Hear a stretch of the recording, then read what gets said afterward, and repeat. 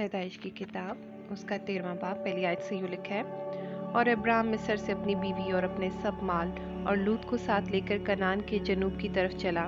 اور ابراہیم کے پاس جو پائے اور سونا چاندی بکثرت تھا، اور وہ کنعان کے جنوب سے سفر کرتا ہوا بیت ایل میں اس جگہ پہنچا جہاں پہلے بیت ایل اور ای کے درمیان اس کا ڈیرا تھا، یعنی وہ مقام جہاں اس نے شروع میں قربانگاہ بنائی تھی، اور وہاں ابراہیم نے خداوند سے دعا کی۔ اور لوط کے پاس بھی جو ابراہیم کا ہم سفر تھا بھیڑ بکریاں گائیں بیل اور ڈیرے تھے، اور اس ملک میں اتنی گنجائش نہ تھی کہ وہ اکٹھے رہے، کیونکہ ان کے پاس اتنا مال تھا کہ وہ اکٹھے نہیں رہ سکتے تھے۔ اور ابراہیم کے چرواہوں اور لوط کے چرواہوں میں جھگڑا ہوا، اور کینانی اور فرزی اس وقت ملک میں رہتے تھے۔ تب ابراہیم نے لوط سے کہا کہ میرے اور تیرے درمیان اور میرے چرواہوں اور تیرے چرواہوں کے درمیان جھگڑا نہ ہوا کرے، کیونکہ ہم بھائی ہیں۔ کیا یہ سارا ملک تیرے سامنے نہیں؟ سو تو مجھ سے الگ ہو جا، اگر تو بائیں جائیں تو میں دہنے جاؤں گا، اور اگر تو دہنے جائیں تو میں بائیں جاؤں گا۔ تب لوط نے آنکھ اٹھا کر یردن کی ساری ترائی پر جو سوخر کی طرف ہے نظر دوڑائی، کیونکہ وہ اس سے پیشتر کہ خداوند نے سدوم اور عمورہ کو تباہ کیا، خداوند کے باغ اور مصر کے ملک کی مانند خوب سیراب تھی۔ سو لوط نے یردن کی ساری ترائی کو اپنے لیے چن لیا، اور وہ مشرق کی طرف چلا، اور وہ ایک دوسرے سے جدا ہو گئے۔ ابراہیم تو ملک کنعان میں رہا، اور لوط نے ترائی کے شہروں میں سکونت اختیار کی، اور سدوم کی طرف اپنا ڈیرا لگایا، اور سدوم کے لوگ خداوند کی نظر میں نہایت بدکار اور گنہگار تھے۔ اور لوط کے جدا ہو جانے کے بعد خداوند نے ابراہیم سے کہا کہ اپنی آنکھ اٹھا اور جس جگہ تو ہے وہاں سے شمال اور جنوب اور مشرق اور مغرب کی طرف نظر دوڑا، کیونکہ یہ تمام ملک جو تو دیکھ رہا ہے میں تجھ کو اور تیری نسل کو ہمیشہ کے لیے دوں گا، اور میں تیری نسل کو خاک کے زروں کی مانند بناؤں گا، ایسا کہ اگر کوئی شخص خاک کے زروں کو گن سکے تو تیری نسل بھی گن لی جائے گی۔ اٹھ اور اس ملک کے طول اور عرض میں سیر کر، کیونکہ میں اسے تجھ کو دوں گا۔ اور ابراہیم نے اپنا ڈیرا اٹھایا اور ممرے کے بلوتوں میں جو حبرون میں ہے جا کر رہنے لگا، اور وہاں خداوند کے لیے قربانگاہ بنائی۔ پیدائش کی کتاب اس کا 14واں باب۔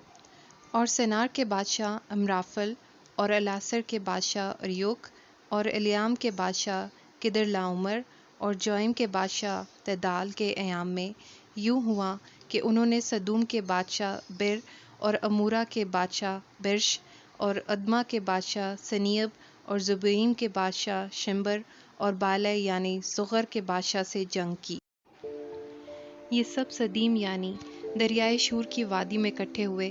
12 برس تک وہ کدرلاؤمر کی متی رہے، پر 13ویں برس انہوں نے سرکشی کی، اور 14ویں برس کدرلاؤمر اور اس کے ساتھ کے بادشاہ آئے، اور رفائیم کو استرات کرینیم میں اور زوزیوں کو حام میں اور امیم کو سوئے کریتم میں اور ہوریوں کو ان کے کوہ شیر میں مارتے مارتے الفاران تک جو بیابان سے لگا ہوا ہے آئے۔ پھر وہ لوٹ کر عین مسافات یعنی قادس پہنچے، اور عملیکیوں کے تمام ملک کو اور اموریوں کو جو حسسون تمر میں رہتے تھے مارا۔ تب سدوم کا بادشاہ اور امورہ کا بادشاہ اور ادما کا بادشاہ اور زبعیم کا بادشاہ اور بالے یعنی زغر کا بادشاہ نکلے، اور انہوں نے سدیم کی وادی میں مارکہ آرائی کی، تاکہ الیام کے بادشاہ کدرلاؤمر اور جوئم کے بادشاہ تدال اور سنار کے بادشاہ امرافل اور الاثر کے بادشاہ اریوک سے جنگ کریں۔ یہ 4 بادشاہ ان 5 کے مقابلہ میں تھے۔ اور سدیم کی وادی میں جا بجا نفط کے گھڑے تھے، اور سدوم اور عمورہ کے بادشاہ بھاگتے بھاگتے وہاں گرے، اور جو بچے پہاڑ پر بھاگ گئے۔ تب وہ سدوم اور عمورہ کا سب مال اور وہاں کا سب اناج لے کر چلے گئے، اور ابراہیم کے بھتیجے لوط کو اور اس کے مال کو بھی لے گئے، کیونکہ وہ سدوم میں رہتا تھا۔ تب ایک نے جو بچ گیا تھا جا کر ابرام عبرانی کو خبر دی، جو اسکال اور آنیر کے بھائی ممرے اموری کے بلوتوں میں رہتا تھا، اور یہ ابرام کے ہم عہد تھے۔ جب ابرام نے سنا کہ اس کا بھائی گرفتار ہوا تو اس نے اپنے 318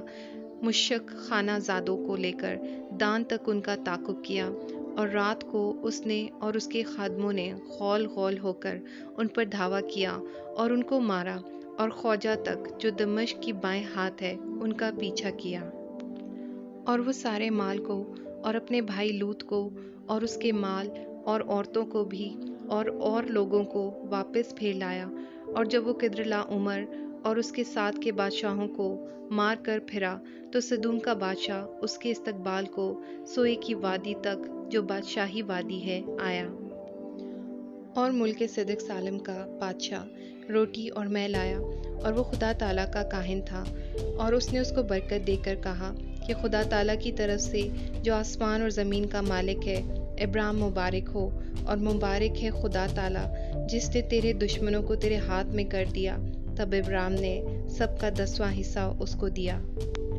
اور سدوم کے بادشاہ نے ابراہیم سے کہا کہ آدمیوں کو مجھے دے دے اور مال اپنے لیے رکھ لے، پر ابراہیم نے سدوم کے بادشاہ سے کہا کہ میں نے خداوند خدا تعالیٰ آسمان اور زمین کے مالک کی قسم کھائی ہے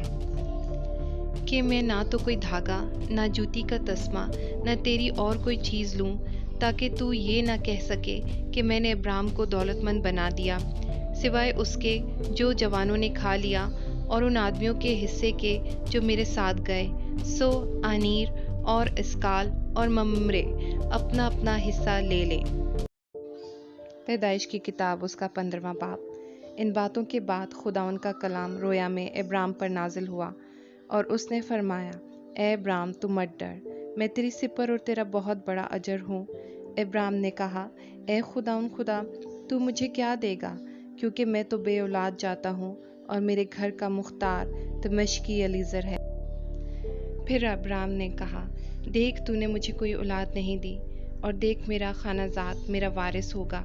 تب خداوند کا کلام اس پر نازل ہوا، اور اس نے فرمایا، یہ تیرا وارث نہ ہوگا، بلکہ وہ جو تیرے صلب سے پیدا ہوگا وہی تیرا وارث ہوگا۔ اور وہ اس کو باہر لے گیا اور کہا کہ اب آسمان کی طرف نگاہ کر، اور اگر تو ستاروں کو گن سکتا ہے تو گن، اور اس سے کہا کہ تیری اولاد ایسی ہی ہوگی۔ اور وہ خداوند پر ایمان لایا، اور اسے اس نے اس کے حق میں راست بازی شمار کیا۔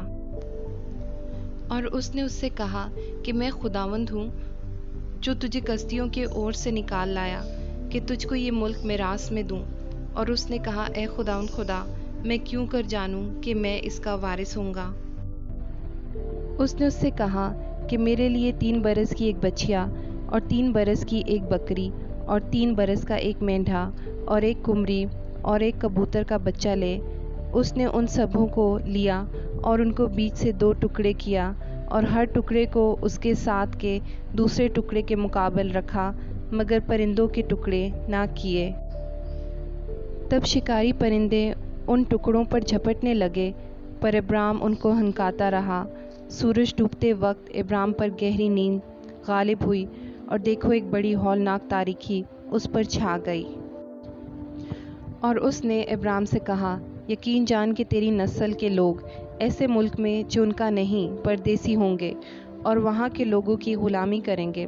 اور وہ 400 برس تک ان کو دکھ دیں گے، لیکن میں اس قوم کی عدالت کروں گا جس کی وہ غلامی کریں گے، اور بعد میں وہ بڑی دولت لے کر وہاں سے نکل آئیں گے۔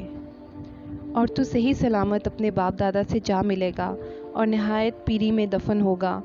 اور وہ 4تھی پشت میں یہاں لوٹ آئیں گے، کیونکہ اموریوں کے گناہ اب تک پورے نہیں ہوئے۔ اور جب سورج ڈوبا اور اندھیرا چھا گیا تو ایک تنور جس میں سے دھواں اٹھتا تھا دکھائی دیا، اور ایک جلتی مشعل ان ٹکڑوں کے بیچ میں سے ہو کر گزری۔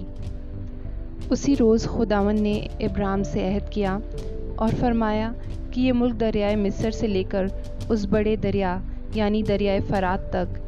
کینیوں اور کنیزیوں اور کدمونیوں،